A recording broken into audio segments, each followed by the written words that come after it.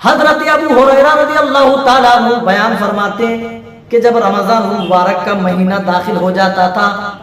رسول صلی اللہ علیہ وسلم اپنے صحابہ کو اس کے آنے کی خوشخبری سنایا کرتے تھے اور کہا کرتے تھے اتاکم رمضان الشہر المبارک، اے لوگوں تمہارے درمیان رمضان المبارک کا مہینہ آ چکا ہے، یہ بڑا ہی بابرکت والا مہینہ ہے، یہ بڑی ہی رحمتوں والا مہینہ ہے۔ قد فرض اللہ علیکم صیامہ، اور اللہ تعالیٰ نے اس کے روزے تمہارے اوپر فرض کی۔ اور اس مہینے کی مزید خصوصیت آپ گناتے اور کہتے تفتح فیہ ابواب الجنہ، اور اس مہینے کے اندر جنت کے سارے دروازے کھول دیے جاتے ہیں، وتغلق فیہ ابواب الجحیم، اور جہنم کے سارے دروازے بند کر دیے جاتے ہیں، وتغل فیہ مردۃ الشیاطین، اور اس مہینے کے اندر مردود شیاطین کو زنجیروں میں جکڑ دیا جاتا ہے۔ اور آگے ارشاد فرماتے تھے وَلِلَّهِ فِيهِ لَيْلَةٌ، او میرے ساتھیوں، اور اسی مہینے میں ایک رات ایسی بھی آتی ہے لَيْلَةُ الْقَدْرِ خَيْرٌ مِّنْ أَلْفِ شَهْرٍ، جس رات میں جاگ لینا، جس رات میں عبادت کر لینا، جس رات میں عبادت و بندگی کر لینا، خیر من الف شہر، 1000 مہینوں کی عبادت سے بہتر ہے۔ او لوگوں، اس مہینے کو غنیمت جانو، ماہ مبارک کا مل جانا یہ بڑی خوش بختی کی علامت ہے، بڑی ہی خوش نصیبی کی علامت ہے۔ اہل علم نے ذکر کیا ہے، لکھا ہے باقاعدہ کہ اگر مرنے والوں سے، قبر والوں سے پوچھا جائے کہ تم کیا چاہتے ہو، تمہاری تمنائیں کیا ہے، تمہاری آرزویں کیا ہے، وہ اللہ تعالیٰ سے یہی تمنا کرے گا اے اللہ رمضان کا ہمیں ایک دن عنایت کر دیا جائے۔ جو قبروں کے اندر مدفون ہیں وہ تمنائیں کر رہے کہ اللہ ہمیں رمضان کا ایک دن میسر ہو جائے۔ وہ لوگوں، ہم کتنے خوش نصیب ہیں کہ اللہ تعالیٰ نے یہ پورا مہینہ ہمیں عنایت کیا۔ اس کے باوجود بھی اگر ہم لایانی چیزوں پر بقیہ 11 مہینوں کی طرح اس مہینہ کو بھی گزار دیں تو ہم سے بڑا بد نصیب پھر اور کوئی نہیں ہوگا۔ جو اس ماہ مقدس کو پالے اور اس کی رحمت اور برکت حاصل نہ کر سکے، جو توبہ استغفار کے ذریعے اپنے گناہوں کو نہ دھو سکے، اپنے گناہوں کو نہ مٹا سکے، وہ لوگوں اس سے بڑا بد نصیب کوئی بھی نہ ہوگا۔ حضرت کعب بن عجرہ بیان فرماتے رضی اللہ تعالیٰ عنہ، حاکم کی صحیح روایت ہے، رسول پاک صلی اللہ علیہ وسلم نے ہمیں ممبر لانے کا حکم دیا۔ ممبر لایا گیا، آپ جیسے ہی ممبر پر چڑھے تو چڑھتے ہوئے آپ نے آمین کہی۔ آمین، آپ نے آمین کہا۔ دوسری سیڑھی پر قدم رکھا تب بھی آپ نے آمین کہا، تیسری سیڑھی پر قدم رکھا تب بھی آپ نے آمین کہا۔ جب اللہ کے رسول بات اپنی ختم کر چکے، خطبہ جب آپ ارشاد فرما چکے، ممبر سے نیچے اترے صحابہ سوال کرتے یا رسول اللہ، آپ ایسی بات کہہ رہے تھے، ہم نے آپ سے ایسی بات سنی ہے جو اس سے پہلے ہم نے کبھی نہیں سنی تھی۔ جب آپ ممبر پر تشریف فرما ہو رہے تھے، جب چڑھ رہے تھے تو آپ آمین کہتے ہوئے جا رہے تھے۔ اللہ کے رسول آخر اس کی وجہ کیا ہے؟ اللہ کے رسول صلی اللہ علیہ وسلم فرماتے ہیں اور میرے ساتھیوں، جب میں سیڑھی پر چڑھ رہا تھا، جب میں ممبر پہ تشریف لے جا رہا تھا، اس وقت حضرت جبرائیل دعا کر رہے تھے۔ ان میں ایک دعا یہ تھی، اے اللہ جو رمضان کو پالے، جو مقدس مہینے کو پالے اور اس کی رحمت اور اس کی بھلائی سے وہ استفادہ نہ کر سکے، جو ماہ مقدس کو پائے اور اپنے گناہوں کی معافی تلافی نہ کر پائے، اے اللہ اس کی ناک خاکہ آلود ہو، اے اللہ وہ ہلاک ہو جائے، اے اللہ وہ برباد ہو جائے۔ اسی طرح حضرت جبرائیل دعا کر رہے تھے، اے اللہ وہ شخص بھی ہلاک و برباد ہو جائے، وہ شخص بھی تیری رحمت سے دور ہو جائے، اس شخص کی بھی ناک خاک آلود ہو جائے جنہوں نے اپنے ماں باپ کو بڑھاپے کی حالت میں پایا اور انہوں نے خدمت نہ کی اور خدمت کر کے اپنے آپ کو جنت کا مستحق نہ بنا پائے، اے اللہ وہ بھی تیری رحمت سے دور ہو جائے، اے اللہ وہ بھی ہلاک و برباد ہو جائے۔ حضرت جبرائیل یہ دعا کر رہے تھے اور جبرائیل کی دعا پر میں آمین کہہ رہا تھا۔ دیکھ رہے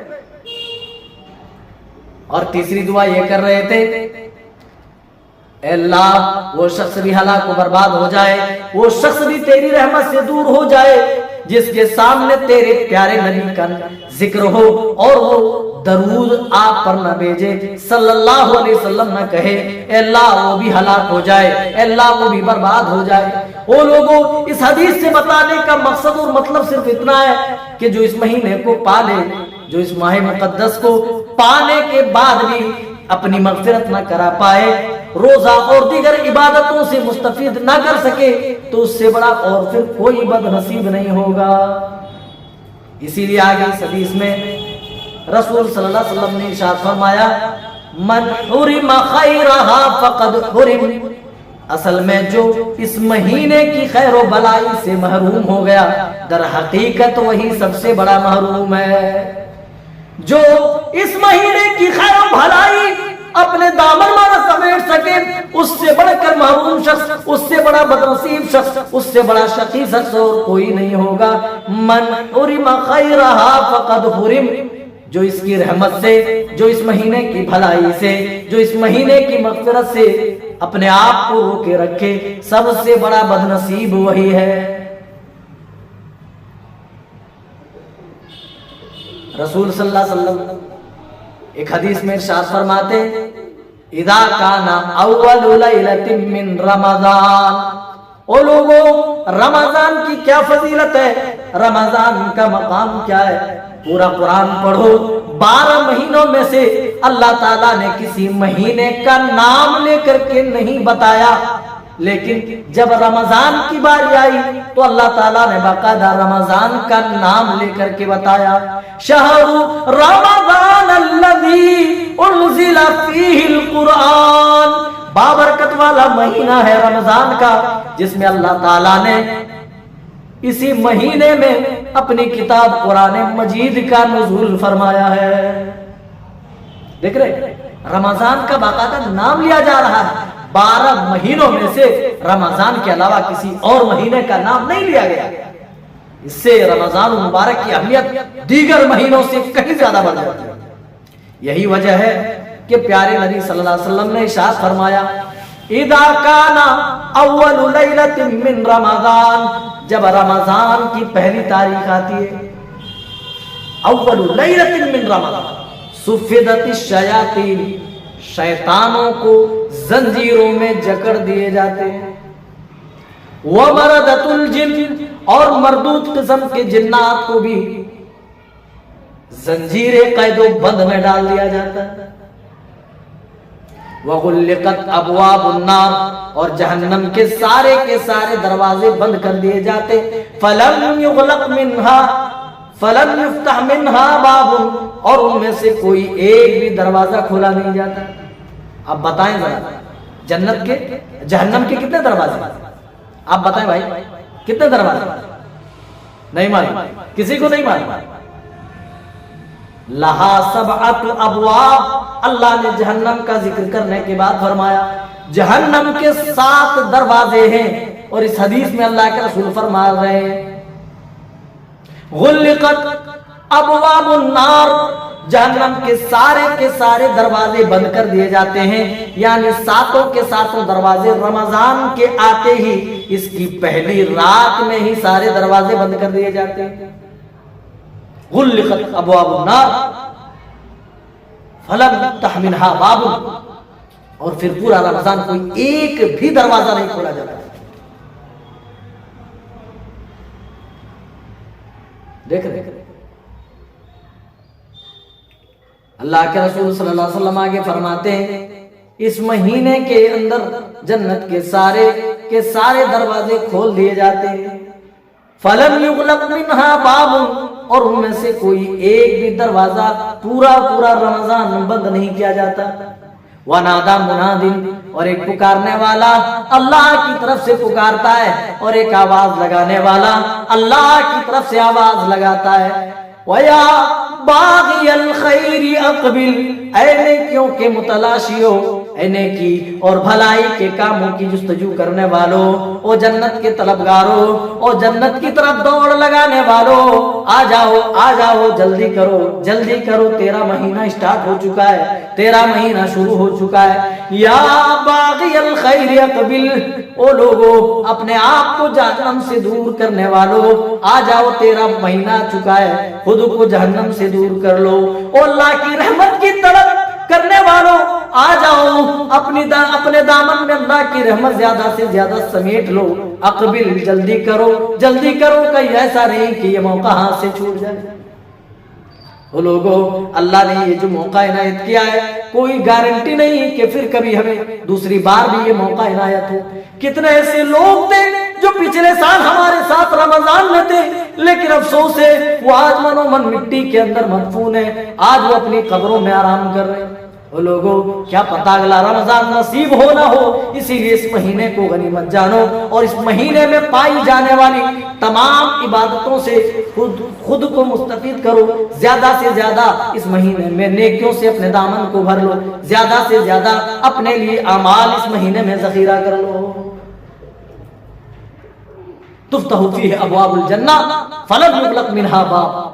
سارے کے سارے دروازے جنت کے کھول دیے جاتے ہیں اور پورا رمضان بند نہیں کیا جاتا۔ اور ایک پکارنے والا کیا پکارتا ہے؟ اے جنت کی جستجو اور تلاش میں رہنے والوں، اے نیکی کے کام کرنے والوں، آ جاؤ تیرا مہینہ آ چکا ہے، آ جاؤ اقبل، آ جاؤ۔ وَيَا بَاغِيَ الشَّرِّ أَقْصِرْ، او گناہ گارو، او زنا کرنے والو، او چوری کرنے والو، او ڈاکہ زنی کرنے والو، او غیبت و چغلیاں کرنے والو، او نمازوں سے دور رہنے والو، او نیکی اور بھلائی کے کاموں سے خود کو دور رکھنے والو، اقصر، تو باز آ جا، اللہ کی نافرمانی سے دور ہو جا۔ تو بھی گناہوں سے توبہ کر لے، تو اپنے گناہ سے رک جا، تیرا مہینہ نہیں ہے، تو اپنی گناہوں پہ نادم ہو جا، تو بھی اپنے گناہوں سے توبہ کر لے۔ وَيَا بَاغِيَ الشَّرِّ أَقْصِرْ، او اللہ کے نافرمان بندو، خود کو برائیوں سے روک لو، اس مہینے میں تم برائیاں انجام نہ دو، اس مہینے کے تقدس کا خیال کرو، اس مہینے کی حرمت کو یوں ہی پامال نہ کرو۔ دیکھ رہے ہیں؟ تو کوشش ہماری یہ ہونی چاہیے کہ اس پورے مہینے میں زیادہ سے زیادہ ہم اجر و ثواب کمائیں۔ ایسا نہیں کہ راتوں کو ہم تراویح چھوڑ کر کے آئی پی ایل کے میچ دیکھنے میں لگ جائیں، ایسا نہیں کہ پھر موبائلوں کے پیچھے فیس بک انسٹاگرام میں لگ کر کے ہم سنہرے اوقات کو ضائع اور برباد کر دیں۔ میرے بھائیوں، یہ موقع پھر ہاتھ آنے والا نہیں ہے، اسی لیے ضروری ہے کہ اللہ تعالیٰ نے جو موقع ہمیں عنایت کیا ہے اس کی ہم قدر کریں۔ آج بہت سارے لوگ جن کو یہ مہینہ نصیب ہونے کے بعد بھی انہیں روزہ رکھنا نصیب نہیں، بڑے بدنصیب لوگ ہیں میرے بھائی، جو اس مہینے کو پالے، اس کے باوجود بھی انہیں روزہ میسر نہ ہو، اس سے بڑھ کر اور کوئی بدنصیبی کی بات نہیں ہو سکتی ہے۔